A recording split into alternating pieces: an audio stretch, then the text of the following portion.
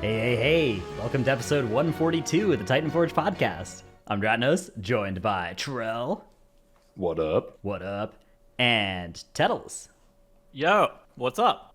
What's up indeed? Well, what's up is Season 4 has launched, and Warcraft stonks are rising, IMO. I don't know, it seems like it's going to be a bit of a banger season, at least early, although, we may have some conflicting opinions about different parts of it.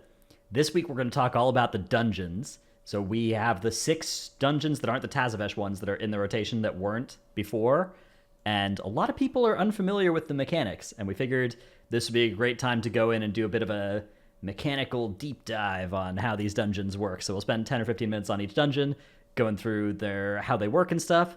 We'll do no Q&A this week, and we just got one unified tip of the week from all of us as well. It's sort of like when your parents when you're one of the least favorite children and they kind of just both get you a gift instead of each separately getting you a gift for Christmas, is what we're doing with the tip of the week this week. So Trell, apparently his sound is broken for a second. He's fixing it momentarily. How have you been enjoying the patch? I've been enjoying it. We can wait to start until the sound.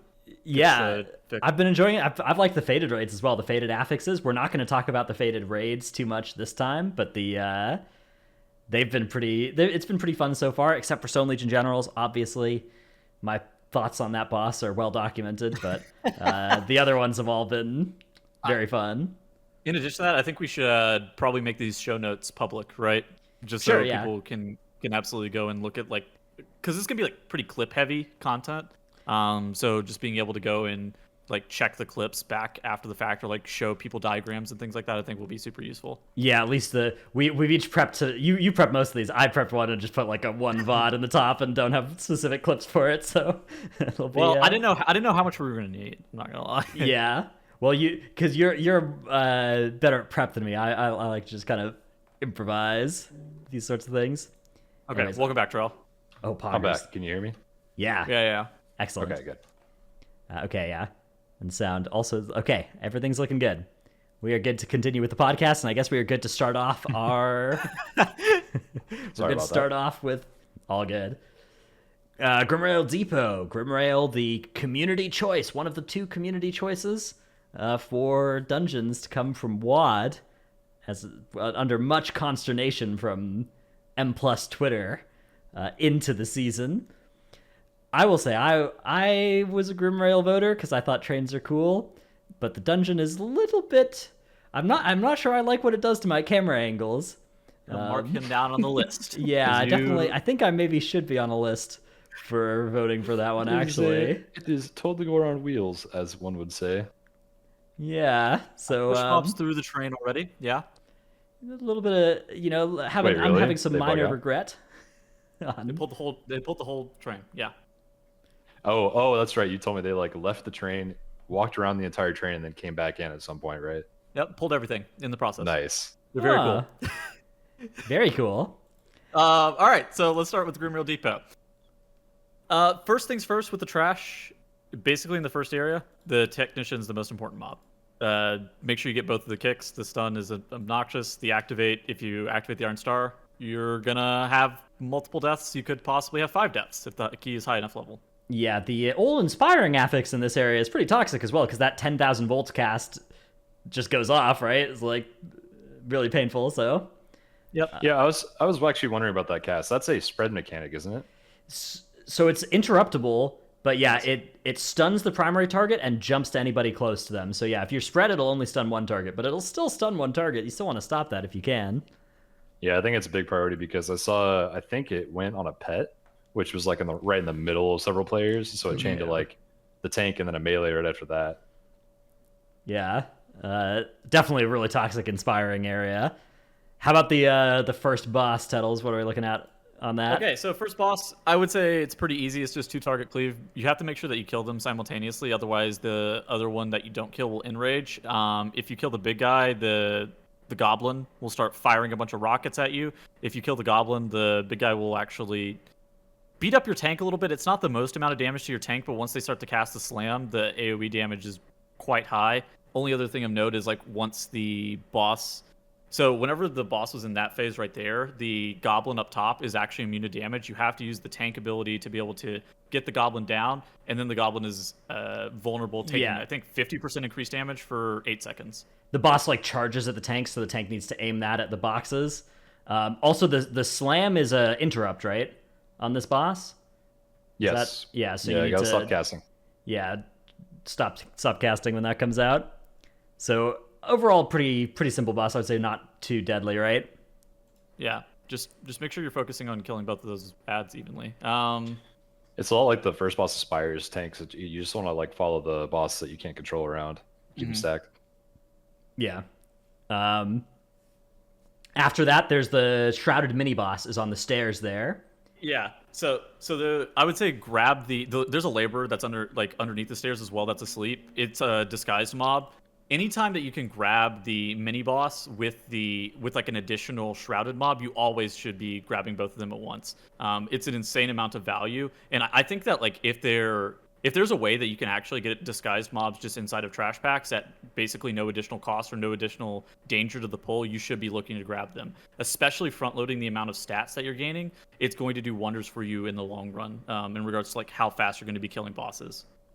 Do you guys think that Zolgamux is worth fighting or skipping if you have the opportunity to skip? Absolutely not. If Not it gave worth 5 fighting. stacks, maybe. It does give count. So both of them give, both Infiltrators and Zolgamux give count, and Zolgamux gives triple the count of an Infiltrator. So it's a lot of count, but it's and it does give 3 stacks of the stat buff. But yeah, it does take a long time to kill. Was this done before they nerfed the Blood Shield or after as well? This was today. So this is after. Okay, so this is after the nerf, yeah, but even still, it takes a long time here, even on a plus 16. Yeah, so I think it's fine to kill them in 15s, but not in high keys if you can help it. The biggest issue is like you can't do it with other mobs. Like that's the biggest problem, is that it's solo and it does give count, but you can't realistically do it with other mobs without committing like a lust or something probably. And so it's like super dangerous. Yeah, you just need to CC the bat. CC it once and it'll despawn. That's the trick for that one. There's the word. And then so then you get into the train. What goes on in the train? Not really much. I would say that there's like not a lot actually going on in the train in regards to trash. You're just gonna hold W here, pull 1 pack at a time. There's not too many mechanics. The only thing that's like really questionable is like what you should do with that silence that's on players. Trell had to do some discovery, then eventually was able to tell me how the silence worked. Trell, do you want to let the class know? That mob is so weird. It's done by the Cinder Seer mob, which is like the most dangerous mob by far in this entire train. He also has a cast that's really similar to Animate Weapon in Sanguine Depths. He just like puts on what's it called, Flame Tongue on himself, so you want to stun that cast. And I don't know if the silence cast is stunnable or not, but it like puts a silence on a random player for like, it says 12 seconds and then it instantly goes away. It's really weird. But I don't think it's avoidable so far that I've seen. But then how you remove it is like you have to move, and if you tick another player with the Cinder Seer tick, then it will actually stay on you. You will remain silenced. But if you're like spread from other players and you like move and it pulses, it does like a very small amount of damage to you, and then it removes the silence. So you have to be spread if you're getting that Cinder Seer silence on you, or you have to like walk away from other players. Yeah. Cringe mob. I think the other notable mobs in these pulls are the dudes that do the frontal shrapnel. That is super dangerous, but I think it always goes in the tank, so you just always face that away. I'm a big fan of the pull where it's double shrapnel caster, and then you have an infiltrator, and so in a very tight area you have 3 frontals and a sleep cloud. That's my favorite. Oh yeah, yeah. The infiltrator in this train. Infiltrator frontal, by the way, is so far. It's like 15 yards or something, even though it doesn't show that. Yeah, it was bigger on early PTR. It was like 40 yards. They nerfed it down to mid range, evoker range. But yeah. Ugh. I think it's fine in general, but maybe not in this dungeon specifically. Like I feel like if they nerfed it in this one specifically, size wise, it might be better. Okay, so second boss, you just kind of DPS for a while at first. This one like turns around and it'll just knock back grenade random people, so you want to be spread so that doesn't hit multiple people. And it will turn and throw fire grenades at a location, so you see when it turns, then just move out of wherever it was aimed at. At 60%, it goes into this cannon, right? Yeah, so basically the cannon, you have like fixate eyes on top of you. I think that at some point, like I need a week or like an add-on to like alert me whenever it's fixated onto me. I'm doing a really terrible job about I'll get shot randomly on this, but you really need to make sure that you're lining the suppression fire, and you can use any of the 3 pillars that you see like off to the left side to line the suppression fire. The main part of this though is utilization of the cannon, and so like you can see our rep pally, he has that buff that's next to him. That means that he has some of like the fire of his own that he can use. So it's like the one ability in the cannon like shoots out the spray, kind of similar to the shrapnel from the trash, and it does insane amounts of damage to these mobs, and so that's great. And then the thing that you saw me get in the cannon use was the honing missile, and so every single time you have the honing missile, you should hop in the cannon and fire it at the boss. Beyond that, there's like a bag of bombs, and the only thing to know about the bag of bombs is you at least need to throw 1 at the cannon, otherwise the cannon's gonna be left at like 0.8%. Yeah, 0.8%. You have to like damage through it. But if you throw one of the bombs from the bag of bombs at the cannon, he's gonna get out after you shoot the 3rd honing missile, and it's fine.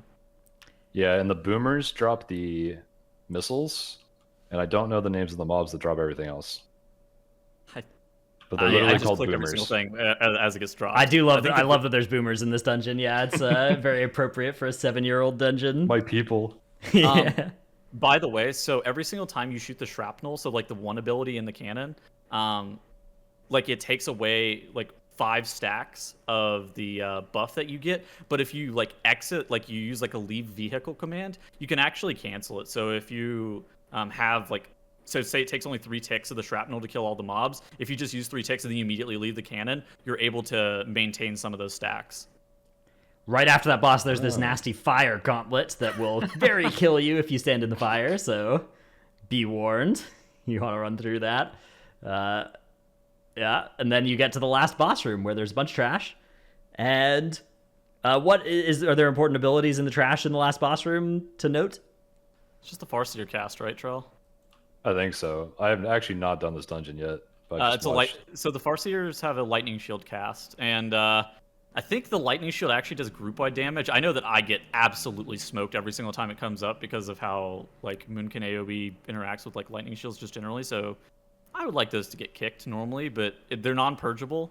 So yeah, it's like it only goes away when you actually damage through it. It's like an absorb shield that gives them lightning shield for as long as it lasts. Yeah. Oh, really? Oh, yeah. That's like a wipe in high keys. So yeah, in high keys, it's going to be more damage, and it's going to be more damage per tick and more ticks total because it's got a bigger shield. So be very careful if you're pushing against that. Then there's the last boss, which this is a boss that's gotten a lot of complaints in my Twitch chat about, due to it feeling very RNG.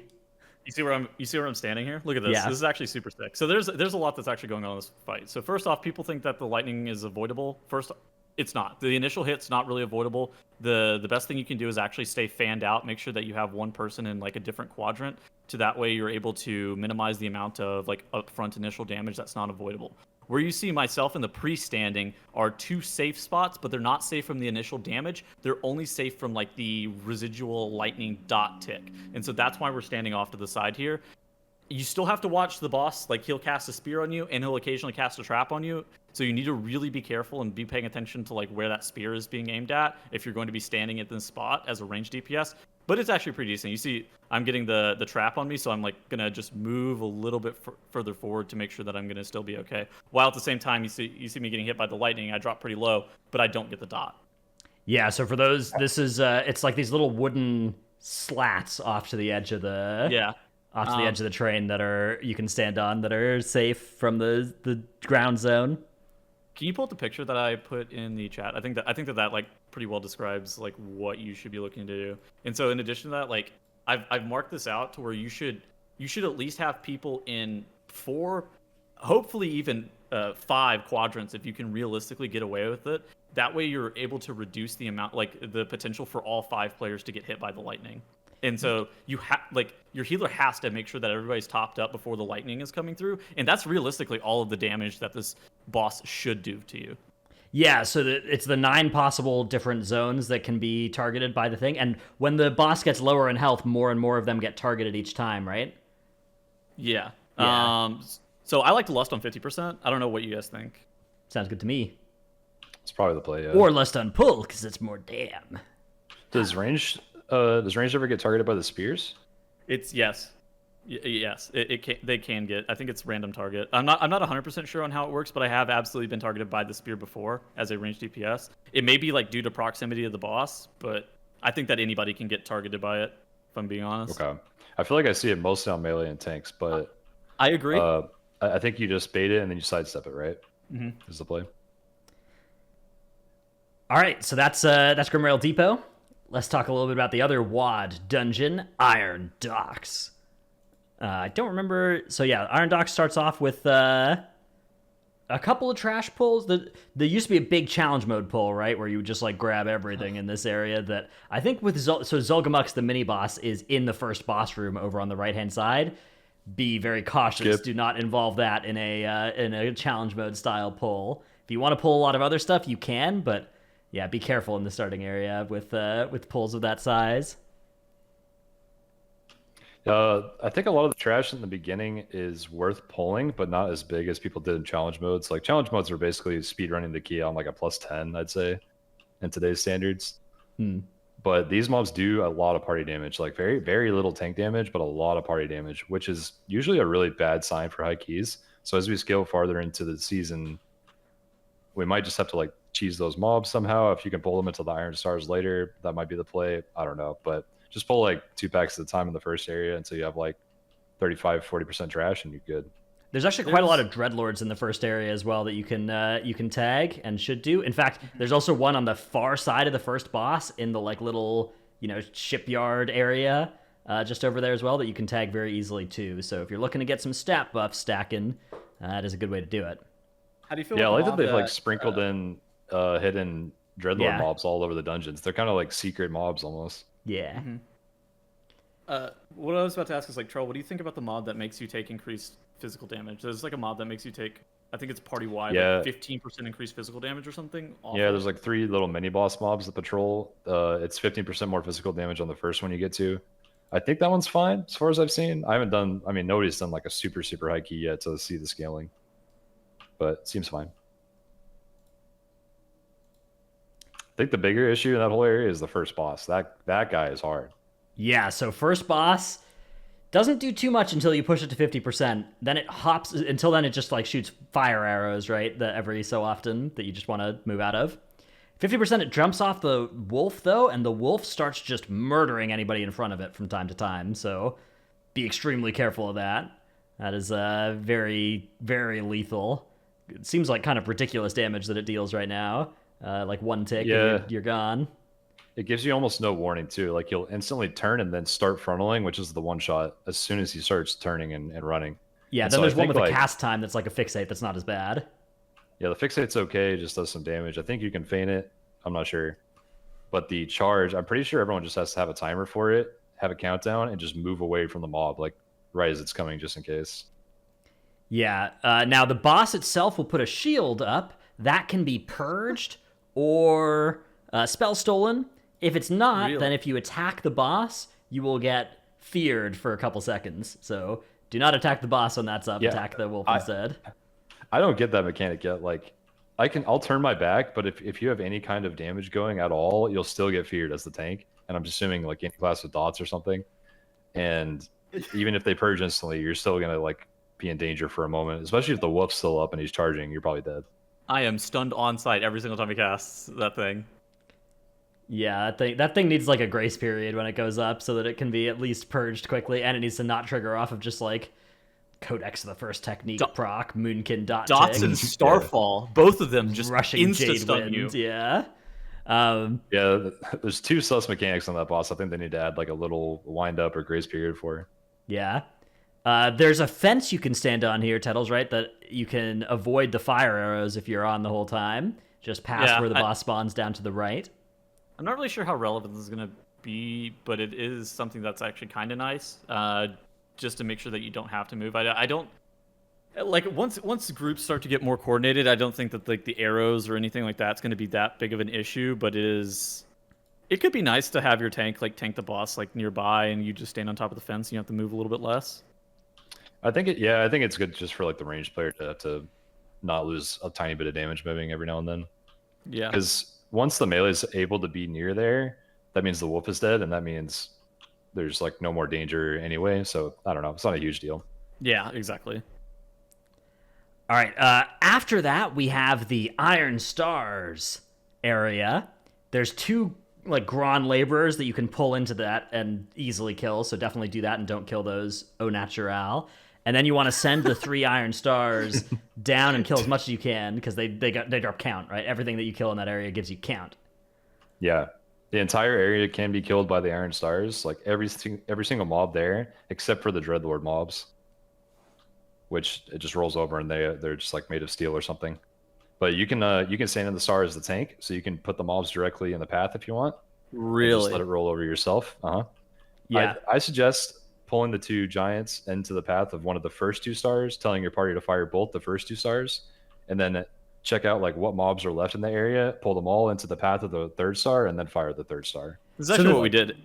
Yeah. The other thing perfect. to note is there's that patrol all the way in the back.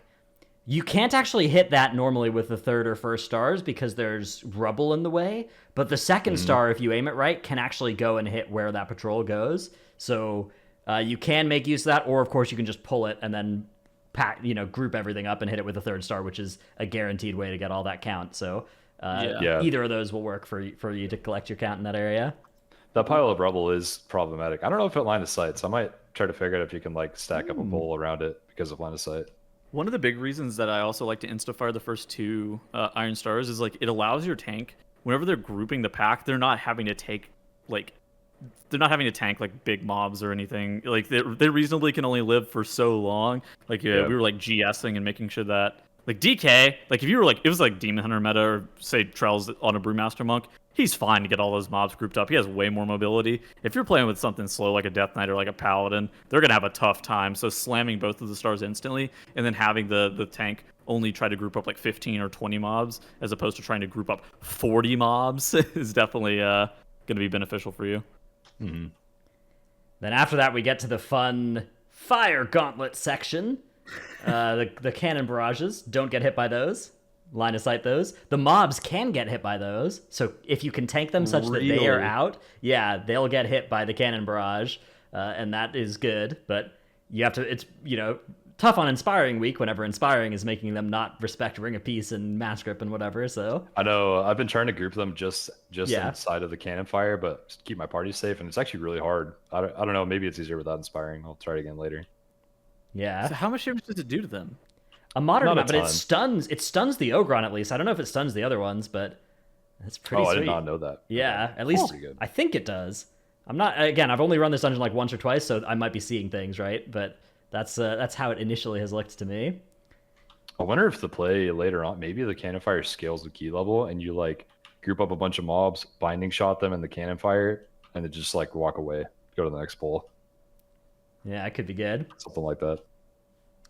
All right. After that, we encounter the second boss, which is a council. Hate it. That council does a couple different things.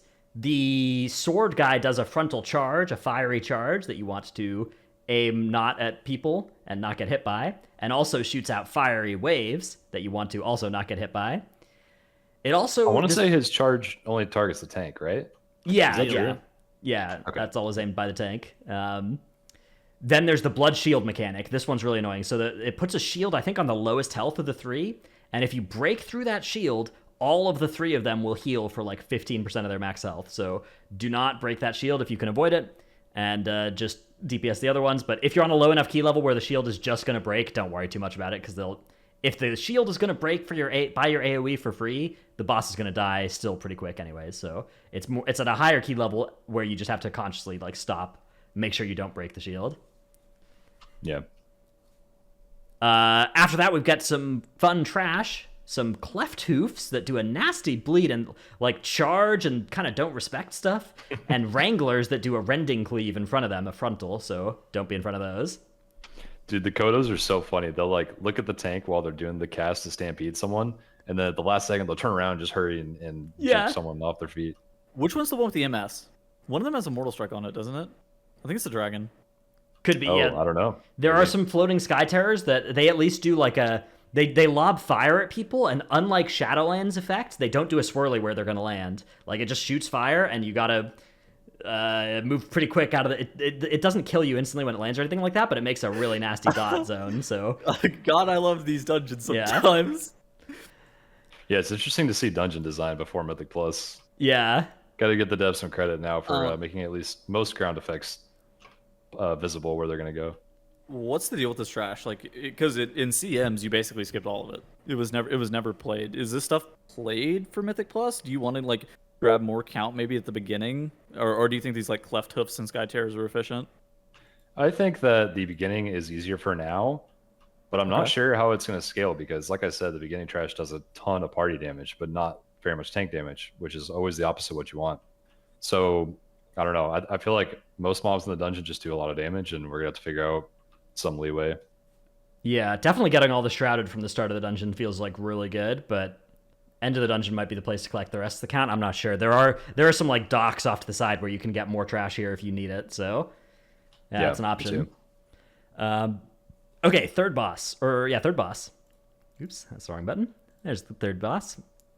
This is a actually pretty nasty boss as keys go up because of the time to feed mechanic. Doesn't do too much otherwise. It just like when it jumps to the side, it'll do a slashy slash in front of it. Don't get hit by that unless you're a tank and you don't care. But I just stand in it. Yeah, it's like shout out the Brewmaster Monk. Whatever, for sure, yeah. And then it goes and like opens cages, gets different mobs out of them. The first cage is like always 5 wolves that just randomly attack people. AoE stuns, Ring of Peace, Spear of Bastion, Ursul's Vortex, all really good against this kind of thing. So using those to keep them stacked up. But then you get this time to feed mechanic where the boss will pick a random player in the group and just root them and start attacking them. And that stays until you deal 8% or something of the boss's health, and then it stops. That's what it says. I full ramped into the thing the moment it cast the time to feed, and I did infinite of the boss's HP, and it didn't cancel it very quickly, so I don't know fully how it works. Maybe it scales with key level, how much percent of the health or something you need to get through. Oh, God. That'd be funny. Well, it's not like that. I feel like there's like a grace period on like how fast you can do 8% before it can get taken off, potentially. Maybe. I think the bigger thing is, though, that you can feign it, vanish, invisibility it, shadow meld it. Okay. Bop, I think, as well, yeah. Bop Like a it, night elf. Yeah. And the person that is targeted by it, usually, like, typically when you get channeled on and a mechanic like that, you can't cast anything, but in this case you can. So you can do a lot to, like, save yourself if you don't have one of those abilities up. All right, then there's just the last boss, go ahead, Tuttles. The Rylac. If it comes out, you should CC it. Yes, yeah, the next cage that gets opened is just a Rylac, and CCing that is good. Otherwise, interrupting it and cleaving it on top of the boss is fine as well, but it's best to just CC it and kill the boss. Last boss does a lot of that cannon shots at the start of the last boss fight. You guys notice it's kind of nasty, huh? Or is that just me? It does a lot, yeah. Okay, yeah, so defensives on pull what's whenever the orc's name that does it? So there's the orc that like goes untargetable and jumps in the cannon and cannon shots you. And then that orc will stay in that cannon and keep blasting you from time to time until you kill the other orc. And then that orc gets out of the cannon and doesn't do too much for the rest of the fight. So you want to nuke down the first orc. The first orc it's just a Blade Storm guy, I think. All he does is melee the tank and then Blade Storm. Okay. Blade Storms whenever. Yeah, so you get Gron smashed, you get sent back to the back of the ship, you get a quake, you die. So they need to change that. So do not be very careful. I mean, there's nothing you can do about it. Yeah, if you get a quake during the Gron smash, you're just gone. There's no counterplay. I died in Upper Kira to quaking after killing Mana Worm. I died to the Iron Docks knockback to quaking, and I died in Gambit to taking the portal on quaking. Literally, I've died 3 times this week AoE to quaking. You got to like figure out the timings, which is really tedious. But if you pull the last boss of Iron Docks right as quaking goes off, or it's supposed to go off, then you'll be safe. Another thing for that is, I guess, less related to the boss itself, but like whenever you walk up the stairs, if you actually go forward and like hook a right, there's actually a shrouded mob there. Whoa. I don't know. I don't know if it's really worth doing because of like how late into the dungeon it is, but it is on the boat. I mean, you can grab it. It's like in a weird. It's like in the back right corner. You have to like deliberately walk over there to pull it. 3 targets are better for boss damage for some specs, though. That might actually be worth. True. That's actually a good point. I don't know. It really just depends because like you're on the last boss. Like it's probably not worth, but if you can get it killed off for free, I don't see why not. It gives you like a little bit of HP regen, a little bit of mana back. It's like 30% mana and then a little bit of HP regen when you kill it, so it could be not terrible. Yeah, it also count, right? You could you know they do drop count, so you could you could set up a route to get your last little bit of count from it. You could do it during the intermission as well. Yeah, those that's a good point about count. Those Dreadlords, since they do give count now, are better mobs than most mobs in these dungeons because they don't do party damage unless you get hit by the frontal. And so that's typically a really good scaling mob. All right, let's zap on through and get to Lower Karazhan, the current consensus nastiest dungeon, I would say, from Twitch chat. This one is there's a lot going on here, and it's a very big dungeon. So we'll kind of try and get through it without too much to do. The first thing to note is Ghostly Philanthropists in the starting area. They nuke your tank with throw coin. So that's just, it's like it's one of those abilities that just doesn't have a cast time. It just goes off. Yeah. It just murders your tank. So it's invisible. Yeah, you can hear it. You can hear it if you have game sound on, and it's like terrifying in high keys. It's like, chink, there goes all my health. Yeah. They also do Pennies from Heaven, which is swirlies on the ground. You just stun them on that cast. Otherwise, that will kill your group. So beware. If you can, it's a good idea to send somebody forward to start the Opera RP, if you can, during this area, or send the whole group forward. That was a strategy back in Legion sometimes, and just get that RP going. The Opera event is one of 3 different bosses, depending on the week, right? This week, as I'm recording this, it's the Westfall Story, which is Tony that does an AoE thing and dashes to people, dodge the flame stuff, move out of that AoE. And then at 50% swaps out for Murgria, which does these bubble blasts that just absolutely truck if they hit you. So you want to interrupt those and AoE stun the ads that do that. And then otherwise you just want to not be near the edges of the room so that you don't get waves spawning on you and you have time to dodge them. There's a couple other ones. Oh, good. Sorry, this is a North America only boss this week. Each region has its own boss per week. EU has Beauty and the Beast. Yeah, so Beauty and the Beast is another one that has the Cogglestone one. So that one you want to kite the broom, not through the fire. If the broom goes through the fire, it gets a speed buff. And then if you get hit by the soup spray, you get a debuff that slows you but lets you clear the fires. But yeah, what order do you guys like to kill those in? I think broom first is good for pugs, but high keys maybe you kill the soup spray thing to stop the raid damage. I think it was soup spray first and high keys. Yeah, and then it was broom, and then the pot. I can't remember what all that was. That's what I remember it being as well. But because that soup, I for some reason I don't remember why, but the soup spray mob was unbelievable on a high key. Yeah, now they've nerfed Beauty and the. I've heard a rumor that that is a lot more tame than it used to be because Beauty and the Beast used to be the worst one by far, and it was like not particularly close. Yeah, I do remember running out of kicks and then just someone instantly dying.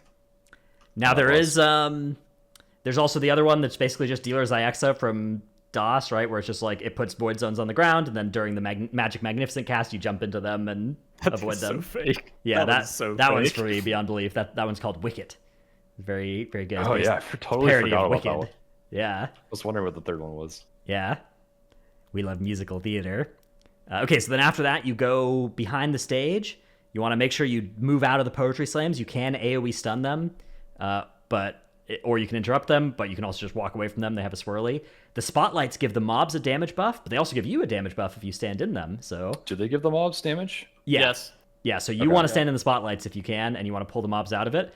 It does also affect the shrouded mobs, so be careful. Yeah. I didn't know that. And this is where the mini-boss lives as well. Zolgamux is in the back of the stage area here, too. So if that's casting the blood shield in the spotlight, that's actually a bit of pain, so be careful. Have you tested that? First-hand account? Yeah, I've seen this has happened to me. It wasn't at a high enough key level that it was bad, but it was like, oh, this is worse than it was in the other dungeon. Okay. Yeah.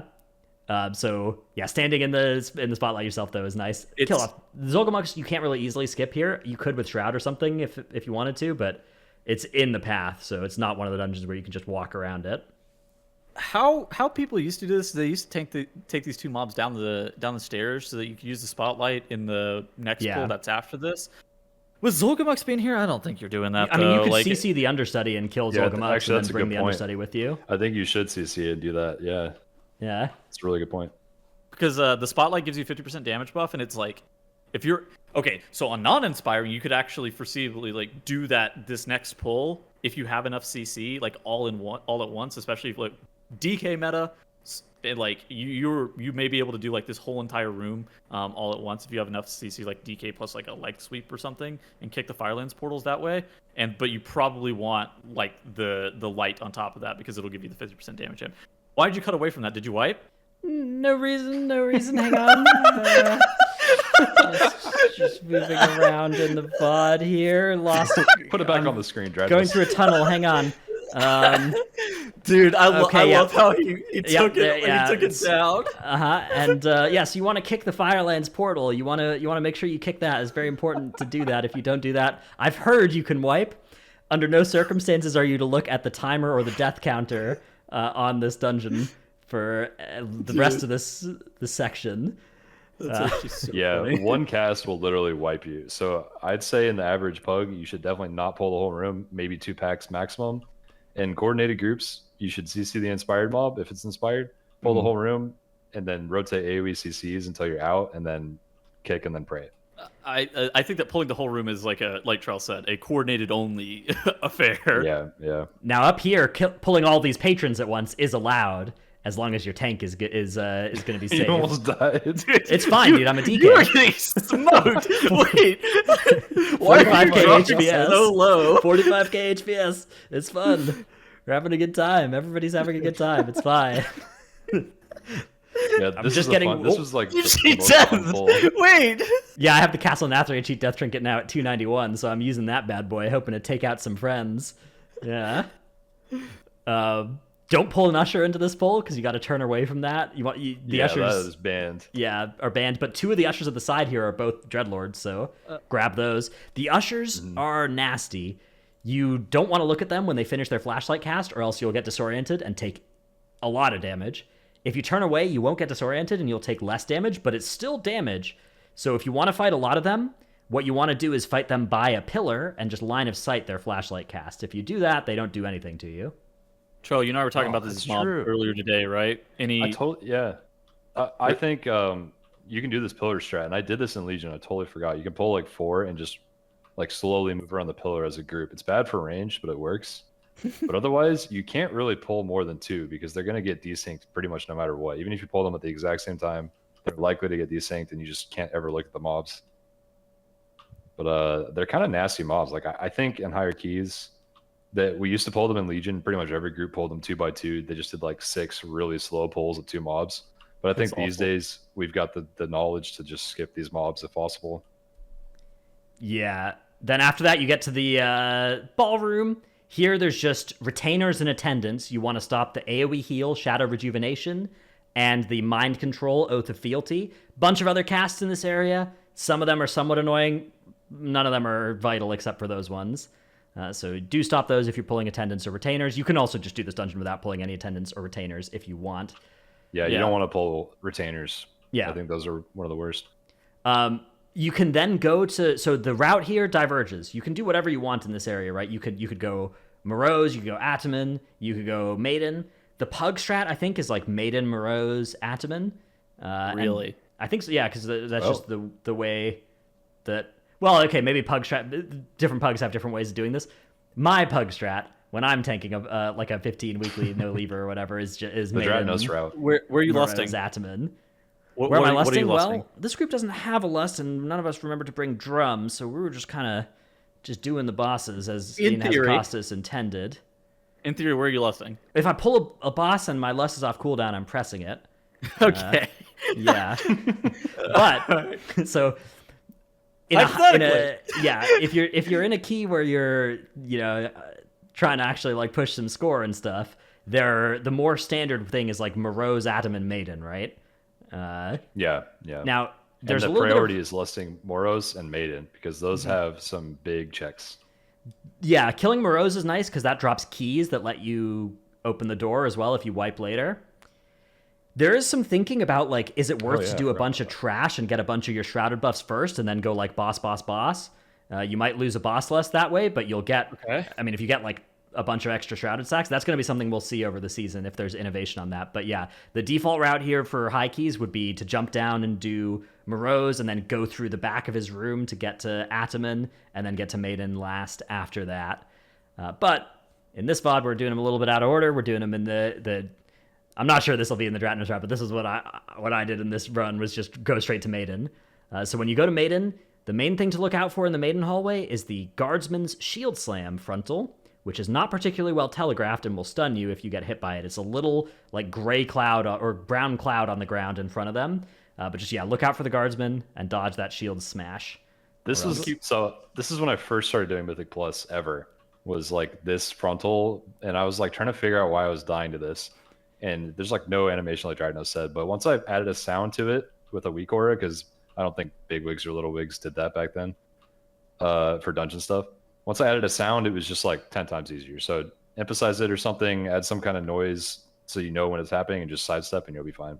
So I'm gonna keep it a stack. I hate the trash in this hallway. I think this trash in this hallway is very inefficient, and that's why normally I don't know what the route's gonna end up being, but this is why groups used to normally go Maiden last, because you would just invis potion this whole hallway and not pull any of this trash. You would run through and fail your detection pylon. That was the good old that was days. one option. Yeah. It is worth noting that now. Right before Maiden, there are 2 shrouded mobs just through the door to the left on the right-hand side. So if you can just pull both of those, you don't have to pull anything else from that room, and you can get 2 free Dreadlords. There's a couple other Dreadlords in the side rooms that are easily pullable too, so look out for those. Ideally, you want to have shrouded on your nameplate so you can just see those through the walls easily. And then, yeah, just grab those and get a little bit extra stat. Don't mind if we do. Then you get to Maiden, which you need to go into the ground effect, get 1 stack of the dot, and then that will break you out of Mass Repentance, and that will let you break through the shield and interrupt in time. I will give you a hot tip. You should stagger these. Like, so it's a 15-second long dot, so you should be looking at your timers, and somebody, maybe even 2 people, should take it early to where their debuff is going to fade, like, right as the boss is, like, finishing up the Mass Repentance cast, and that way your healer only has to focus on healing 3 people, and they're actually able to do a little bit of damage. Because if all 5 people have the dot, they're not going to be able to pump. They're not going to be able to put any globals into the shield. You can also use immunities on it, AMS, any kind of immune, Blessing of Sacrifice. You can use to sack somebody who's got a dot, and then they tick, and then it breaks you out. Stack up Quaking probably. Ooh, yeah. Time the Quaking, RNG the Quaking tick. Sanguine is the most reliable of the affix. Yeah, no, Grievous. Well, I was just thinking about that, but Sanguine used to last a whole minute, and that's why people were able to do that. Yeah, now it's only 20 now you seconds. can only use it maybe one time if you do it perfectly. Grievous. Ooh, someone dropped that puddle in the middle of the room. Yeah, that was very Who bad. did that? That was renowned Legion tank Jason XD Raffles. Jason XD Raffle playing Windwalker in this dungeon, inting my keystone. Because of course tanks can't get targeted by that. But yeah, the spell queue on this one was a little bit weird. I will say it did like 3 instead of 2 before the first repentance. I don't know. Mm-hmm. Okay. Yeah, you want to keep a little bit of spread as well on this because the Holy Bolt will chain. So keep a 6-yard spread if you can. If you're all melee, you got to be careful of that. Yeah, that's why you definitely need the middle of the room clear because of that. I was going to say you got to stay spread in high keys. Yeah, now, after you kill Maiden, which we certainly did there and didn't wipe. Wait, I was about to ask, what happened? Wait. After you kill Maiden, as I did in this footage, and did not wipe, you will get to Morose if you want to, or you could do it in whatever order you want, obviously. This is a great episode. I'm not taking questions at this time. Yeah, so this Morose is really nasty. There are 4 ads of 6 possible ones that are on a rotation or weekly lock that can spawn with him. You want to use your traps to CC 2 of them. You can get traps from the side of the room after you clear it, and then just kill off the other 2 with the boss when you pull it. I will say so. Millstipe, Dorothea Millstipe has mana drain. You got to kick that. That's really important. Crispin Ference is going to be the pug killer though. That's Willbreaker. The mobs get a haste buff if they're stacked near each other. So Willbreaker It's a 3-second cast if Crispin is by himself. It's 0.75 or something if they're all 4 of the ads are at the same time. So that Will Breaker will just murder. It's like one shots on a 16. So that is unbelievably deadly. I put a clip as well in our show notes, so you can probably pull it up and just show like how to set up CC. Can you use para on the mobs, or is it only root and Hunter Trap? I don't know. I'm not 100% sure. Yeah, I know you can use Hunter Trap. You can use Entangling Root. I'm 100% sure you can also use Entangling Root on these mobs. And so what we do in this, since Hunter is meta, like this is like one of the best Hunter dungeons they've ever made. And so the reason for it is because of how the Hunter Trap works here. You see that we just CC 3 mobs, and then we just do Crispin solo. In addition to that, with the Will Breaker, if you displace it with anything, so if your Death Knight is very young, they can even do it on the 0.75 second cast. That's what like Legion groups did. They would just grip the first one and pray. But if you actually do it super slow, and like Dratno said, the Pug way, I think that like doing it like that, having it have the 3-second cast, CCing 3 of these mobs at once, and then just slowly doing it like this is probably your best bet. Yeah, you definitely want to do one by one if you can. And if you need more CC to CC a third one, there's more traps in the kitchen. Yeah, or you can like reset the boss and respawn the traps, and then everybody can grab extra ones or something, I think, as well. Oh, yeah. Fix that? Oh, maybe. Okay. I'm not positive. Also, Hunter Trap used to last. It used to be like really OP for the fight and last through the point in the fight where the boss breaks all CCs. But now it I doesn't. think they fixed that. Yeah, they did. Yeah. So at 60%, Morose breaks all the traps, frees all the ads, so you want to be done with them by then or almost done. The rest of them do pretty telegraphed abilities. The main thing is if you get the Iron Whirlwind guy, you can just run away from that. If you're like all melee, you're not going to be able to kill that guy. Just run away from him wherever he is and kill Morose without him. Just put a timer on his Whirlwind ability. Yeah. And just start moving as soon as he casts his leap, and then you should be safe. Yeah. And same with the guy that throws the axe on the ground. You can save him alive. Yeah. Fake. Turbo fake. Morose himself, he vanishes and garrotes a target from among the people who have the least bleeds, preferring the healer. So he'll always choose the healer if they have 0 bleeds, or if everybody has 1 stack, he'll choose the healer to put the second stack on.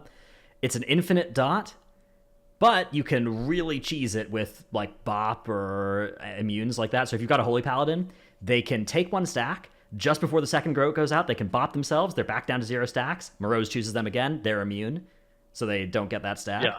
Then the 3rd stack comes out. It targets them. The 4th stack comes out. They bubble right before it comes out. Morose targets them again. It clears both stacks. I'm unsure if they can get targeted while they're in bubble. Okay, maybe they can't then. But I want to say they can. yeah, I think because he can target them in bop. So I think that he can specifically target them in bop. I think is the difference here. maybe not bubble. So maybe bubble only takes 1 off. Then you could like stone form 1, file serenity 1 if it goes on Kyrian players, if it goes on dwarves. Bop again. Yeah. Versus if you're in a group that has none of that stuff and you're just taking a stack every time Morose does this, it is a lot of healing that required. So pain. Yeah. Like mage can block after the fact. Hunter can pre-turtle it. So if you're feeling really ambitious, you can feign death it if you're unbelievably young, but I've seen that once. The like 1 second of, or the like 0.1 iframe of feign yes, death. Yeah. Like Love that. You're not feign deathing it, but you could, I guess, technically, but you could like pre-turtle it as well. Then you run down to Adaman. Trash there's not too bad. Just the frontal charge and the healing touch you want to kick. When you pull Ataman, all the trash pulls. So kill all the trash in the area before pulling Ataman. I've seen so many groups pull the boss, like forgetting that double pull to the right as you come into that area. Oh, yeah. And they're just like, oh, crap. And then the inspired mob wipes the group. Ataman applies intangible presence to the whole party. It's like Lords of Dread. One person actually has the ghost on them. It's kind of hard to see. You'll sort of know it when you see it. Once you see it a couple times, and you'll know how to look for it. But it is a little bit tricky to see. They hotfixed it to make it a little bit more visible earlier, but it's still kind of tricky to see. You just need to dispel that person. Do not press mass dispel. Do not dispel the wrong person, or the group will die.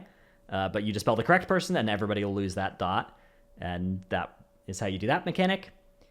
And then beyond that, it's just you DPS the boss. You can outrange the shared stomps. suffering.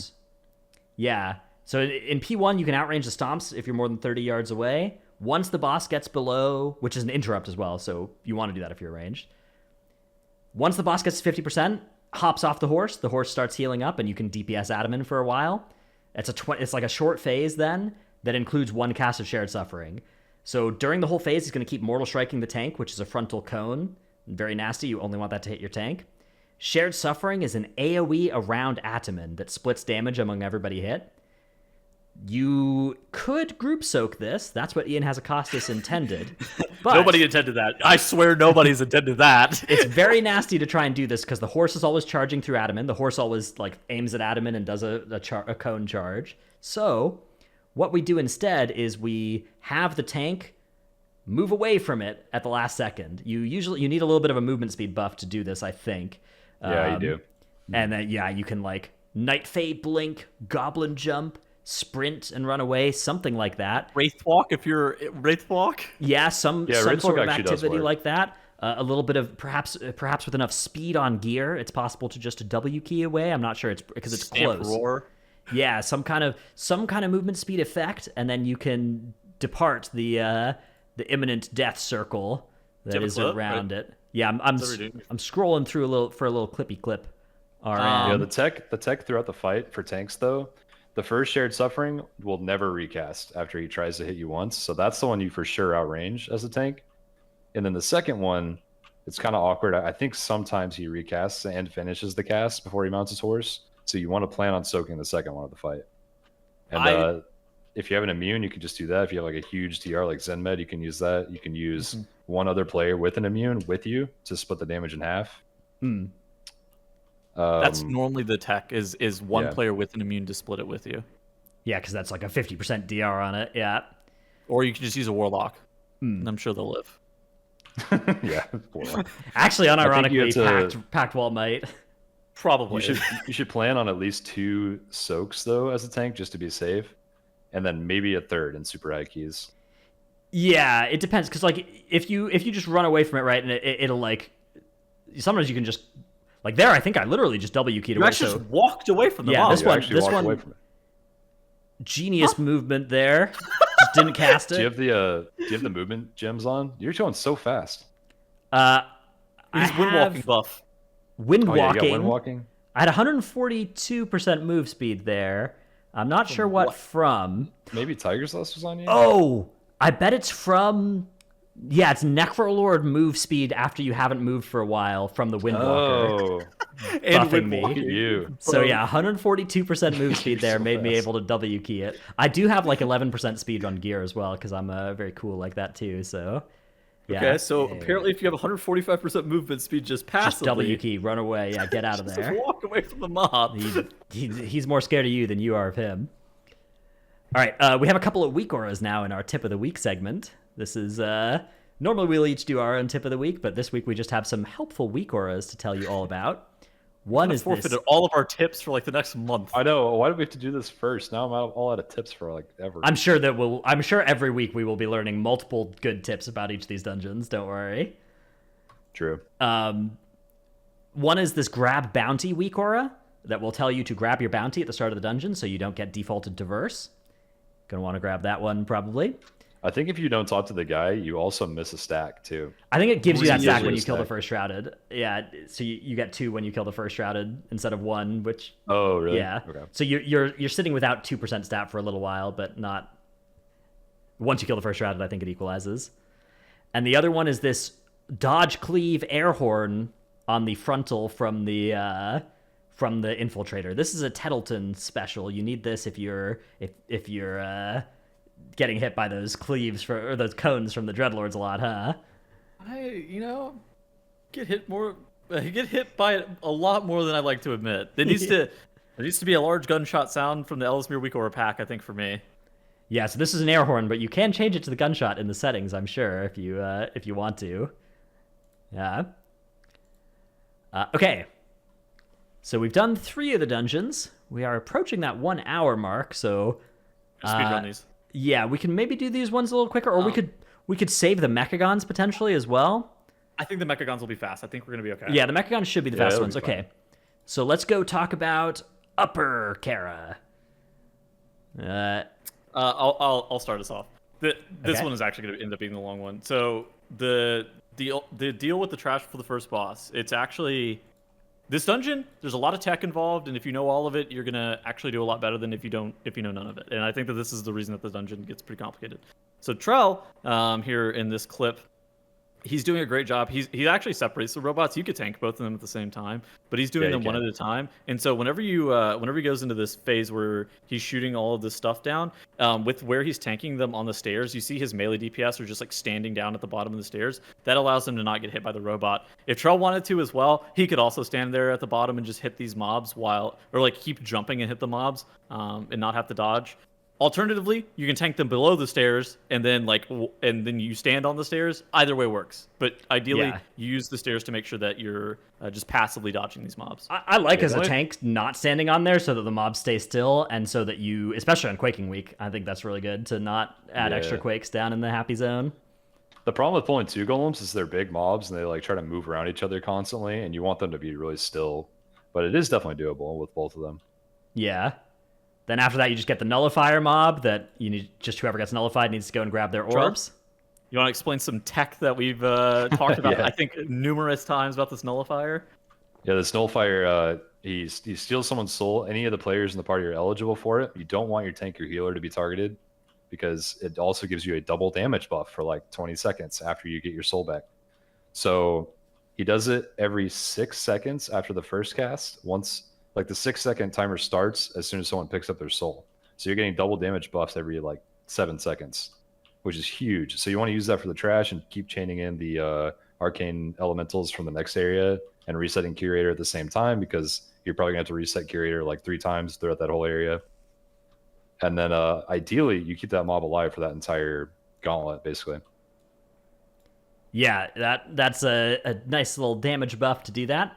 And you can kill all that trash. None of the trash is really not too bad in the curator room. You can just pull a lot of that all at once and it doesn't really do anything, right? It seems super fake. On a higher level, like the Arcane Barrage, you can line that, It used to like be a one-shot volley style mechanic, but yeah, you can line it. So how it works is like there's like a shield on the mob, and whenever his mana goes to 0, then like the shield is effectively broken, and his kick, like he's able to get interrupted on the volley. And so like you would either line of sight it, like Dratnus was saying, where you would do something where you're using the nullifier. It's been tuned clearly to where it doesn't do any damage. Does it do 0 maybe? I have pulled the whole room and it's been fine on 18 or something, 17. So yeah, that definitely was not doable before. I'm really confused what they did. I guess they just nerfed the damage. Yeah, they've also done a little bit of stuff to Curator, the boss. It's a little different than it used to be because the moats now waddle around while they're active instead of staying put on the floor. So yeah, which is really annoying, actually. Yeah, and especially because they run at pets sometimes. So if you got some pets hitting the back of the boss or something, the moats can go over to somewhere you can't easily hit them. Yeah, the whole purpose of this boss, like the hard part of the boss, is doing a movement pattern in a way that you can always hit the moats from melee range and not die to the swirlies at the same time, and not die to the moat jumping to the group, which is hard to do all 3 at once. But as you see, that moat is just like running away from the group, so we can't target it until it jumps back, and then we're gonna have 2 moats up because of that. Yeah, and the moats gain damage over time. Where is your first lesson in this dungeon? Probably Curator's first intermission. Okay, not the first pull of the dungeon. Then your second lust is on Medivh. Medivh comes like right after this first boss, and ideally you'd want lust on Medivh too. I don't know what the play is in high keys, honestly. Like back in the day, the meta was lust this boss, go to Medivh, wipe, pull Medivh again with lust, go to Mana Worm, wipe, then repull it with lust again, and then still time the key in like a 28 world first. Dude, what we did, we would lust the first pull, do this boss 3 phases no lust, and then lust Medivh on pull, and do Mana Worm, no lust, wipe. Pull Mana Worm again with lust. There's so much time. God, like, the good old days. That was unironically what we did. Yeah. So yeah, that's the challenge on Curator. After Curator, there's the mini boss is one of the next mobs that's in the area. Hard skip. Yeah. Never do that. The Pyromancer at the bottom of the area here is the Pyromancer right in front of you is the mini boss. There's also a shrouded bat that's a Dreadlord, and there's another Pyromancer down to the right that's a Dreadlord. So you could do mini boss with 2 Dreadlords here if you wanted to, or you can run past them, do a little skippy skip. You used to be able to cage this demon. Now you can't, so you have to shroud it or invispot it, or pull to the side and feign death it, something like that. Or you can fight it, but it's an annoying mob. It drops threat and runs around and cleaves people. So be careful if you choose to fight that. And otherwise, though, yeah, you just pull nothing. Yeah. And this whole dungeon is don't pull a single mob other than all the first trash before curator, and then the mana worms at the end and the chest event. And that's it. The only reason I like doing that guy is because I've just popped all of my offensive CDs at the end of curator, and so I want to spend 2 minutes fighting this mob because I want my cooldowns back up on pull. That's true, actually. Yeah, you could do Dreadlords instead, though, if you wanted to do that. Maybe not the mini boss, but you could do the other two.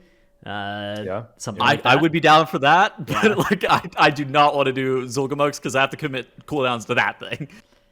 So Medivh, there you did a cool. So anybody can dodge the Inferno bolts by using movement effects, like Transcend. Not anybody, but like Fae, Disengage, anything like that you can use to dodge that. This is a boss all about managing your interrupts. So the better your group's interrupt profile is, the more fun you're going to have on this boss, because the more stuff you can interrupt. Frostbolt is the biggest interrupt prio. Arcane Missiles, if your tank is getting pummeled and is not playing the correct class, the Blood Death Knight, you will need to probably kick some of those. And then Inferno Bolt is the lowest prio kick because it can be dodged and also won't kill somebody unless it's going on somebody with Flame Wreath, which is one of the 3 possible intermissions. If you're playing, though, with like a bunch of ranged with Moonkins, first of all, why? But second of all, they have longer kick timers, and so you're gonna have more less kicks that you can do during this fight, right? Okay, jackass. All you need is 2 melee kicks and a 24-second kick. That's the minimum what you need. Yeah, the more the better, though. The more Inferno Bolts you get to kick. Yeah, this is a really hard boss, though, to be honest, especially in Pugs, and you need to make sure no freezes ever go out. Probably in Pugs, you let the missiles hit the tank. Every tank class actually has a lot of defensive options in this part of the expansion. And then if you ever get an Inferno Bolt on somebody that can dodge it, that's like a huge win for the group because you're going to get 2 interrupts back because of the lockout or because of the time it takes for him to cast it on someone. So disengage style effects, you can actually dodge it with disengage style effects. I really like to walk like all the way as far away as possible from the boss, like into the doorway area, and then disengage back towards the boss. That way you can kind of game it and give yourself the most amount of room for travel time. If you have things like Warlock Port or Blink or something, you're able to like do it instantly. I suspect if you even gateway it, I don't remember. Charles, do you remember if people gatewayed it during Legion? You can definitely gateway it, yeah. You can even pally horse away from the boss and dodge it that way. I've seen people use like a warrior charge. Like you can warrior charge it. So then there's 3 different intermissions. There's Ceaseless Winter, where you got to keep moving or jumping or you'll die. Guardian's Image, which makes the 3 adds. You want to kill those one at a time, ideally, to stop the bleeding, because the more of them that are up, the more you'll die. And Flame Wreath. This is a nasty dot on 2 people, and if anybody touches those fire circles, the group explodes. So, or if the people who are affected by the dot die, the group explodes. So you got to kick any Inferno Bolt on the people with that. Use their defensives, use anything like that. Keep them alive for the 20 seconds that thing lasts. It is really nasty in Pugs in particular. A lot of HPS required here. Yeah. Yeah. How do you feel about the combos? Like, you're always just kind of praying for not birds in a wreath or not wreath in a birds. Like, you're hoping for Remorseless Winter in between? Yeah, Ceaseless Winter is the best one by far. It just, like, the birds require kicks, and so a lot of times you'll go into the birds with no kicks because the boss also has a ton of kicks, and they do insane damage if they're not kicked. The Flame Wreaths require insane healing, and if you get 2 Flame Wreaths, you're probably just going to wipe in the boss on a super high level key because people have to use everything to live the first set. Go ahead. But the Ceaseless Winter is like thank God we can get our kicks back and not have to use defensives during this kind of thing. Yeah. Yeah, that one's like a breath of fresh air, and the other ones are... Okay. We got Mana Devourer up next. Mana Devourer has a little bit of a buggy-wuggy right now, where it doesn't appear to be actually casting at 100 mana, but when it works like it's supposed to, the way it works is that you're supposed to collect the mana that it expels as orbs, and then that gives you a stacking damage amp, Poggers, that's also a dot, not Poggers. And so in order to survive that, you need to go and drop it off in the energy voids, the zones. Also not Poggers. Yeah, those are also not Poggers. Those energy voids, okay, if anything needs a nerf in this dungeon, it's only it's like the energy voids. Like doing the mechanic correctly is it does a lot of damage to where you want the tank to be picking up the orbs. The way that people did it back in Legion is they used like an immunity strategy. And I think that I have a clip in the show notes showing how you can even like set up the boss to be soaked easier. And in addition to that, it allows your tank to be the person to pick up as many orbs as possible. So look at where Frosty is tanking. Just like look at where this boss is being tanked. It's so far into the corner. Like whenever the orbs come out, it basically just forces them to go straight into the boss's hitbox, and this allows you to use things like Turtle, or in the case of what we're doing here, our tank is just AMSing, standing straight in the hitbox and just absorbing all the orbs, and they're gone. Yeah, AMS really good for that because you can use it on like every third, and regular and any kind of immunity on that, very very strong. And then beyond that, just does some raid damage every once in a while and makes some swirlies you gotta dodge. So the dot from the orb seems a lot lower than it used to be. Yeah. Yeah, 100%. The only danger for me so far has been actually dropping the stacks off in the pools. Yeah, the void zones themselves. With like 8+ orbs. I think I was finally using some big CDs, but it was fine until then. 8. You dropped off 8 orbs. You are built different, I will admit, sir. Yeah. Then after that, you get to do a big mana devourer pull in that library. There's also some stuff upstairs, right? You can like run up the stairs and get even more trash, I think, up above. Oh, I forgot about that. Are there mobs up there? Yeah, I actually totally forgot. So. I think I remember people doing that. No, there used to be books up there that would give you like a damage buff whenever you started the dungeon, but... Oh, okay. All right, I'm lying then. That's right. The Karazhan books. Okay. God. There would be a 300% count route if there were actually mobs up there. Yeah, okay, me dumb. And then you want to skip past there's like a shrouded mob next to a fell heavy hitter, heavy smasher guy that is pretty nasty, kind of slow and inefficient. And then there's an infused pyromancer that's also pretty nasty, pretty inefficient. So we recommend just a skip to the chess event after that, generally. Those mobs are insane. Do not fight those mobs. Yeah, and in a high key at least. Obviously, in a banned. weekly key, it's whatever. But yeah, they're hard to skip. They're actually really hard to get past, even with Shroud. Yeah, so I was thinking about them the other day, and I mean, you can invis spot them, but I'm pretty sure you can just walk into the chest room, right? Do they reset? I can't remember if they do or not. No, you get pacified or whatever. You can't even fight them. You get pacified until you get on the chessboard. If you're in the chest room but not on the board, you can't do anything. It's very annoying. Maybe somehow you can reset them, but I don't think so. Yeah, I can't remember. Then you get to the chess event, you just kill a chess piece, and then you can hit the king. If you get the king low enough, it won't get his damage reduction back up when the stun expires, so that's nice. Otherwise, you have to kill another chess piece, and then kill the king again. The knights have the least health, so they're good targets to attack. And then they just all do their chess moves. They do their chess move, and they'll telegraph where they're going. If you stand on the square that they're going, they will kill you when they land. And then they will also damage every square that they could chess move to from there when they land. So dodge those. Learn the chess moves. There's a documentary called Queen's Gambit on Netflix that you can do if you need to learn what all the pieces do. So you can go check that out if you need.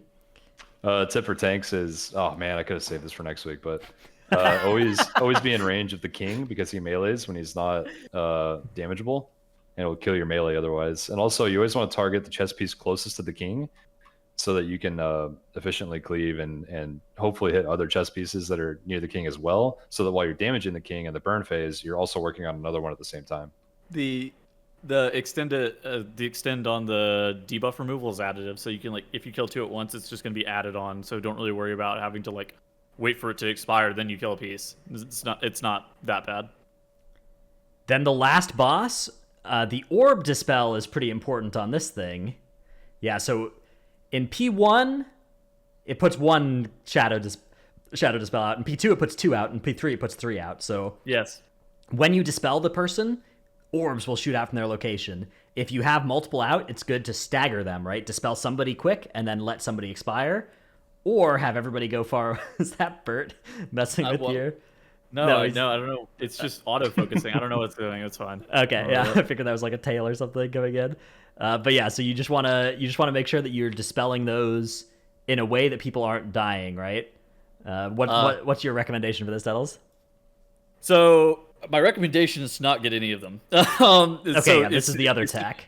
It's to do phase 1 like normally, and you just insta-dispel the orb. The issue is the orb dot is too dangerous to actually do in any reasonable manner. But if you see what's like going on screen here in phase 2, so this is the thing. This is what you do. So in phase 2, you do this thing where you don't even bait the disintegrate. The disintegrate just shoots straight down the middle now. I don't know why. In this, we look like we're baiting it. We're not baiting it. It's just going to shoot down the middle. But if you don't walk into this ring at all, the boss is never going to activate into phase 2, just ever. And so, like, what this means is that you can just utilize your ranged DPS standing all the way in the back of the room here, and they can actually just continue to hit the boss and just push you into 30%, which will send you into the last phase. You want your lust and all of your offensive CDs up. You shouldn't have used anything. You're just sitting there DPSing a boss that's not doing anything. So you have all of your offensive CDs. You have your lust available. And then you just blast the boss. The first person on this platform gets shit on by bats. I forgot about this. So I forgot too. Oh my don't be god. the first person on the platform.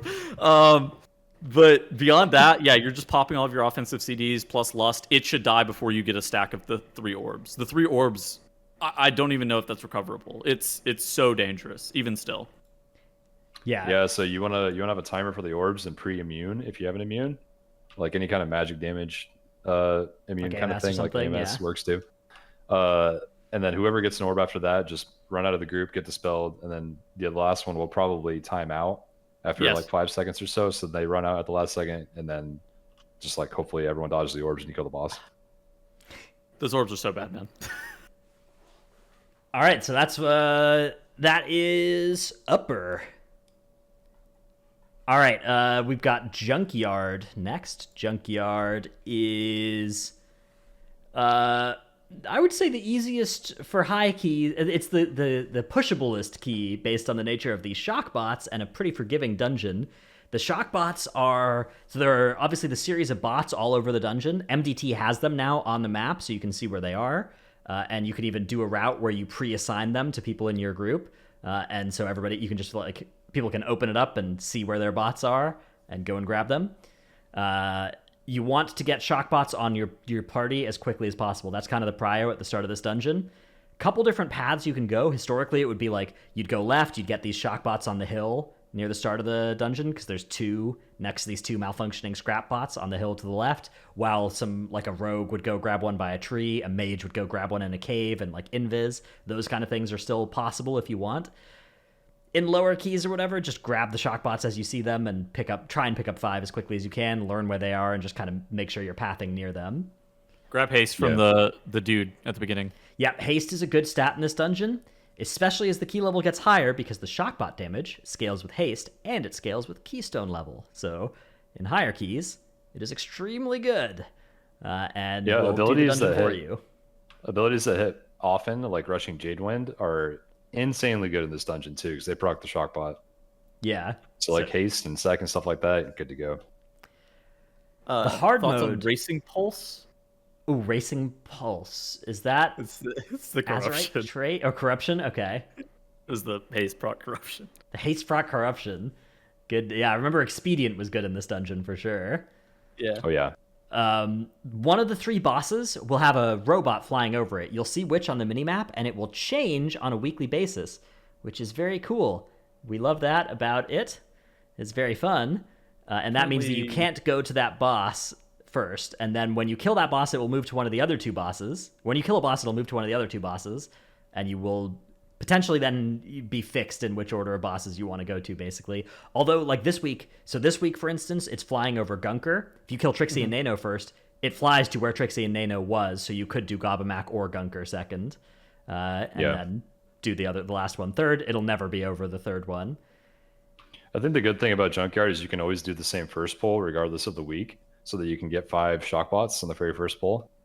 And then just go to the boss that doesn't have the dude after that. So like this week we go to Trixie and Nano, then up to the Trog area, then all the way down to Gunker, and then last boss. Yeah, what would you do if Trixie and Nano had the hard mode over it? Gunker first otherwise. Yeah. Because there's a lot of bots down there. Those pulls aren't too bad. And I think you'd rather have max bots for the trash everywhere else in the dungeon. The hardest trash in the dungeon is by Trixie and Nano, so you definitely want to have max spots by then, especially with the Dreadlord boss being in the middle of that. Yeah, that patrol. 5-pack patrol has the mini boss in it, so tremendous pain. That's tough full. Yeah, and you're going to have to fight that. There's not really a way to dodge that. What you could do, actually, you can pull and then reset the Dreadlord, and I don't know if she would patrol with the rest of them. I think she might stay where she is, so you might be able to... That's a good point. You might... I just thought of that. I'm not sure if that would actually work, but... Because I know that patrolling Dreadlords, when they transform, they, like, stop patrolling, so... Maybe yeah, there's something interesting about that, there. actually.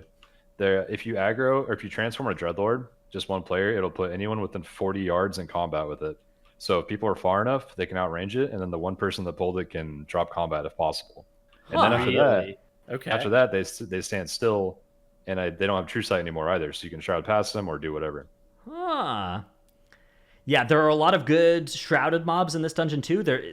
We didn't normally go right at the start of Mechagon, but if you do, there's 2 pulls right next to each other that both have a shrouded mob in them, so maybe that's worth picking up early on. I'm not sure. Those packs were normally skipped, so maybe not. There's also, in the middle of the cat area, there is one shrouded cat invised in the middle of that cat island. So if you have something like a DH that can see where the patrol is, they can maybe just tag that thing for you safely without grabbing the patrol itself. You do not want that 3-pack of controls. Yeah, the 3 cats, those are hard banned. Just look on MDT if you're new to the dungeon. Memorize where the cats are and just don't go in that area. That area is, again, if you walk in that area, cats, you'll be like, oh, there's a shock bot here and a grease bot. This looks really nice. There's no enemies here. You're lying yourself. You will die. Congratulations, you fooled yourself. Do not ever do that.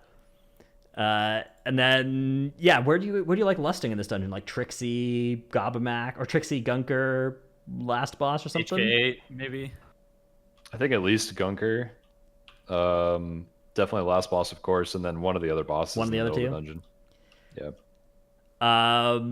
Last boss, the pillar doesn't show up on the boss frames anymore, so you can't track the energy that way. You have to actually left-click on the pillar to see how much energy is left on it, or get a weak aura or whatever to track that. Yeah, I think they're going to change that, but for now, do that. The boss frames on Gunker are also missing, because you could disease dispel the bots when they got gooped, but you can't target them right now otherwise, so...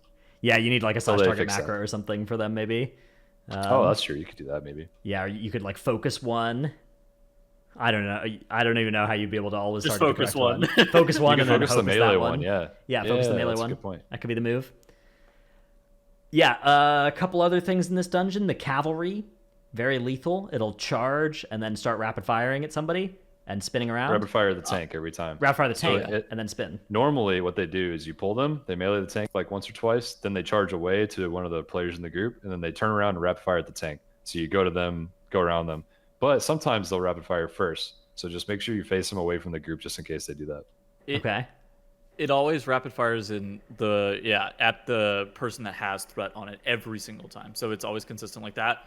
Whether it's going clockwise or counterclockwise, it can change and it will change. But just know that like after it charges out, it's always facing the tank. You can outrange it as well. Then we like to spell steal enlarge. So if you have a mage, do not kick enlarge off the renormalizers. They're a little bit less whiny than they were in BFA Season 4 because they're a little bit less OP than they were back then, but still let them have the enrage or else they'll get mad. Always kick shrink, assign shrink kicks. It's very dangerous. Yeah, for sure. I'd say other quick tips. Oh, sorry. For the Trog boss, just assign everyone a pillar. There's 4 pillars and then the robot that moves around. Try to keep the boss away from the robot because you can bug it if you get the debuffs that you drop off on the pillars if you're like standing next to the robot at the same time. And then I guess if you want to talk about last boss, right? Yeah, last boss, if you have Frost Nova or something, is really good on the shock bots. Stuns, CCs on those, really valuable. Roots, anything like that. Mass root you can take. It can be good. Trap, yeah, anything like that. On the robots in P1, the dot is really nasty as well on that, so Giga Care in P1. And then, you run up the side, you drain the pillar. When the pillar gets low on energy, everybody except for the tank or the healer generally should take one of the robots to go back to the front, and the tank or the healer should finish off the thing, and then everybody else will be closer when the burn phase starts. And yeah, usually you can kill it in one burn phase on any key level with especially with Shrouded and with Shockbots, it should be doable to one phase this thing. Except maybe on very high Tyran, I'm not sure. On the world record 32 that I watched the other day, the Chinese team did it a couple years ago. They were only able to one phase it with the mage tech with spell ceiling large. But I think you can probably one phase it until like 30 this season. I watched them one phase it last night on a 27 at 285 item level without doing it in large spell stealing. I guess it's fine. I think the Shrouded so OP, right? Like at that point, yeah. All that haste for the shock. That's actually insane. 2 chests at 27, by the way. Whew. Yeah, that dungeon's gonna go to like plus 37 this season. 35? Well, the problem is it turns into a different dungeon when you time it. So how do you push it up? You have to keep like 2 chesting Junkyard, depleting the other key into something else, 2 chesting Junkyard, deplete the other key into something else, 2 chesting Junkyard, right? But with the key reroll mechanic and how it currently works, you can just slam reroll over and over again and just high roll Junkyards. Well, no, but you can only reroll when you time a key of the same level or low or higher, right? So. But the fallacy only, but you +2 the Junkyard every single time. That's how you always. You +2 the Junkyard. So you have a 27 Junkyard. You +2 it to 29. All your other keys are like 29 is timeable now. Other 27s, right? Yeah, that's the problem. Is the 29 is not timeable. So you deplete the 29 to a 28. Maybe you get a 28 Junkyard and you can time that, but your other keys are still 27s, right? So like, obviously you can re-roll them every time you time the key, but you can't re-roll them every time you deplete the key. So you only re-roll them on a timed key, and if you hit a Junkyard, you get to start another potential chain up. But it's still really hard. Gambit, like you still need to probably the closest. You need to roll a Junkyard off of every non-Junkyard key. So we're talking about like very small fractions of a % chance that you keep hitting that every time you can. I forgot that you couldn't re-roll it off of non-timed keys. Yeah, yeah. My plan. Yeah, and you can't re-roll the high key. Ever. So on Tournament Realm though, and Great Push, I wonder how far we're going to be able to go with Junkyard. That's going to be insane. Yeah, Junkyard is 40. Definitely keyable at a way higher level than the others for sure. World first +40. Oh yeah. All right, Workshop is the last dungeon we've got to talk about. Starts off with the a trash bowl. You want to stop the detonate on the first trash bowl, or else you will be in pain. The hammers used to be really strong against the trash and the first boss. It seems like they've been mostly fixed to not do very much anymore. Yeah, they might be Mythic 0 scaling now, which I don't know if that's intended or not. Or maybe they're like they're BFA scaling or something. Either way, I think it's kind of fair. The hammers. So you used to if they change this, what you would do is you would like have one person stand under the hammer, bait the swirly. It would slam down, and then everybody would stand under it, and you'd get 5 swirlies, and the hammer would hit with 5 times force on the next hit. And you could use that to do giga damage to the Tonk or the trash. But if you actually hit the Platinum Pummeler with it, it would break the hammer. So you would just keep using the same hammer to like murder the tank, and then eventually you'd bring the Platinum Pummeler and hit it with the other hammers, and then hit it once with the big hammer, the last hammer. And now exactly. Mercy hitting with the hammer is just futile. It doesn't do anything. Yeah, it doesn't. It's not really worth playing around anymore. So what you want to do is just remove the 3 stacks of plating from the pummeler with the hammers as quickly as you can, and then just kill the boss. I don't know which. You probably still kill the Tonk first because it's the danger assist one with the flame vents. Yes. So probably just single targeting that thing and blasting cooldowns into it. Feels like that'll actually be pretty rough. Uptime. Yeah, and high keys. After that, Zolgamux is very easily skippable. It's one of the last 2 mobs before Cujo. So you can just walk around to the side and skip it if you want. So if you don't want the Shrouded mini-boss, easy skip there. Yeah. Okay.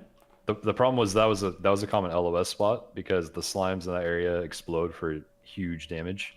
So you wanted to have like a pillar to play around. But there also is one other pillar right before the mobs that you could use, actually. Then Cujo, we have a weak aura for Cujo that we will potentially link now that tells you when you're safe. It just puts safe on your screen because you actually get a buff when you're hiding behind the crate against Cujo.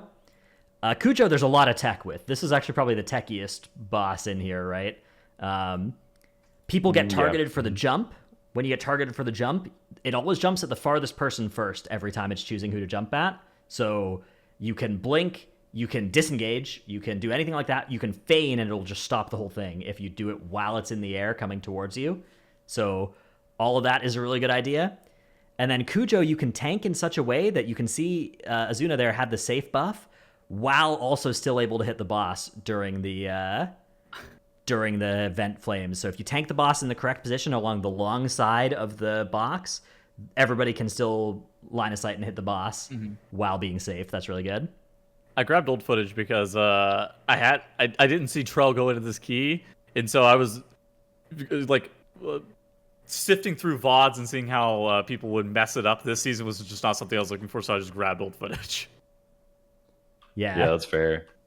This is how to do it though, 100%. And the spot where they're tanking him right now is the exact best spot. The middle of Cujo's hitbox was like right up against the corner of the box, along the long side of the box was touching one of the corners.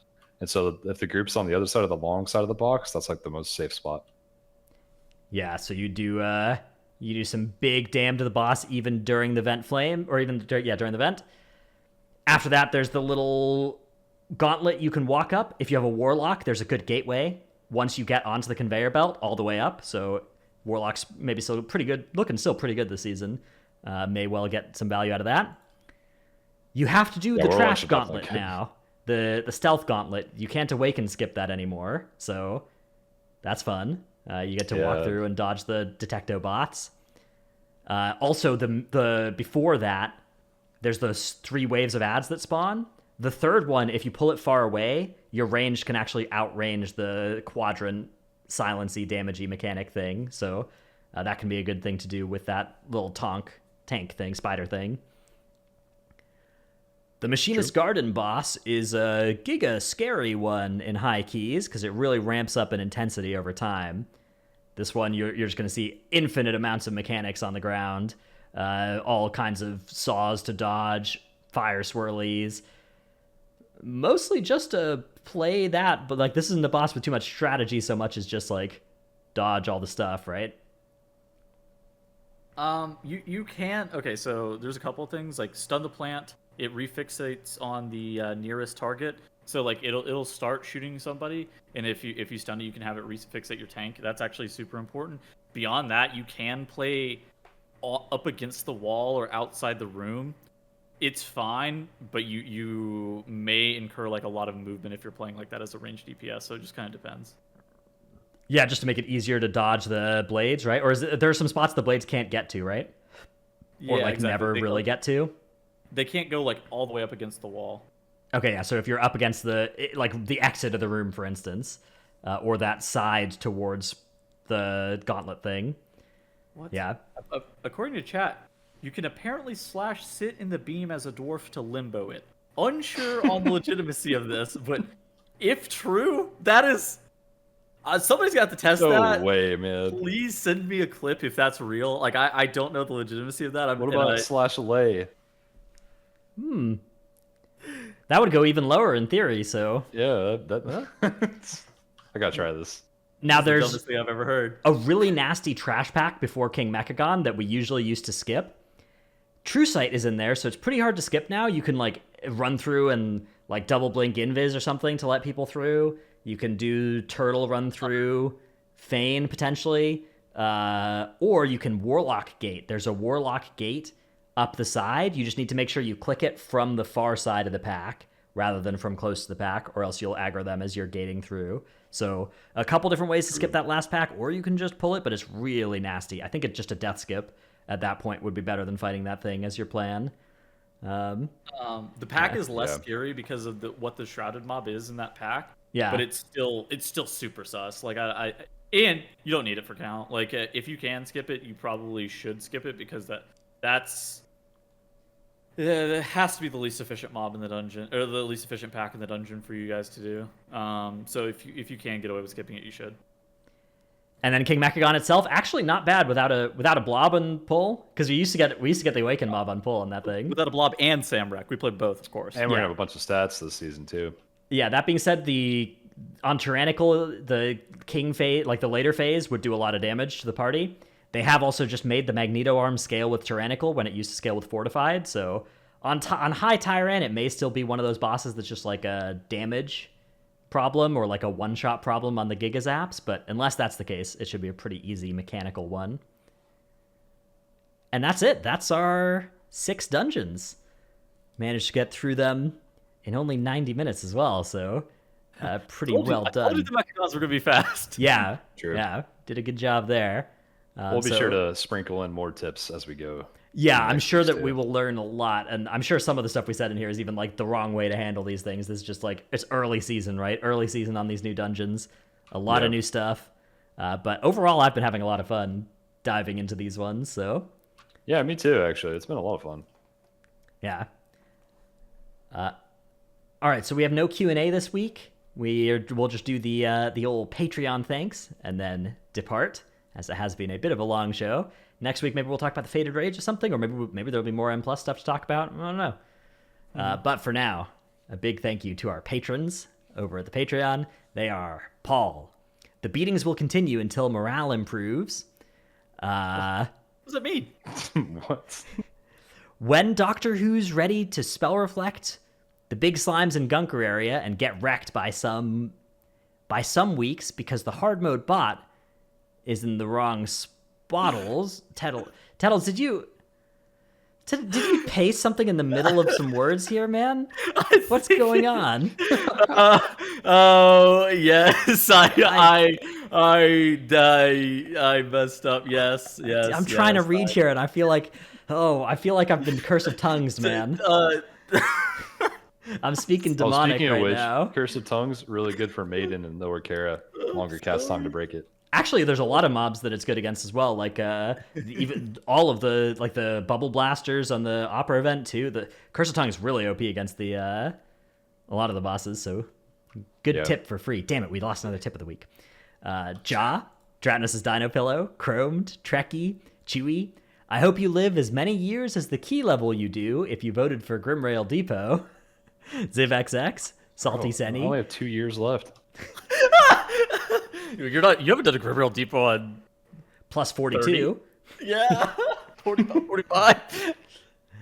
Necris, Sinmora, Tankdill, Nevuk, Brentceratops, Eevee Survival Main, No Trick, I forgot I was sub tier, Dymat, Lufer, Rework Mistweaver. Subscriber tip of the week: to keep your brownies fresh, eat them all in a single sitting. I do that. Nyx, Delete Gaming, seriously this time. Gallic, Brusif, Dratnus Ratsabyss, remember, Shadow Friends, Death and Madness nets you 40 insanity per explosive orb. Ooh, does that still work on explosive orbs? Because I know a lot of the other stuff that procced off of explosive orbs no longer does. It's cool if Death and Madness does. Msanity, Xena, Rogue is now good enough for Prog, but still bad enough to be sat for SLG. Bless up. Current. Timely, current Patreon name. Holy shit, we came back around to it. It came full circle. Red Color, youtube.com/workbringer, Alphabet Soup, Druid Friends of Evolved Gaming, #1 Simsky for Trelsky, Dratnos needs to know about the Icosagon and the Engon. I got flamed for not interrupting in Arathi Basin Comp Stomp. Milk. Sife, Pone, Windwalker Monks deal with nerfs by rolling with the punches. Due to Sims with 4-piece, Skelly will be going back to Elemental from Enhance. And they did, in fact, have more of them talent trees. The Warrior Tree, looking real good as well. That just came out this week, too. So, pretty poggers. Yeah, that's it for us this week. Thanks all to all the Patreon supporters. Thanks, everybody, for watching and listening and stuff. And we will see you for another one next week. Bye. Good luck in Lower Kara. Good luck in They Lower nerfed Kara. it. It was fine. Yeah.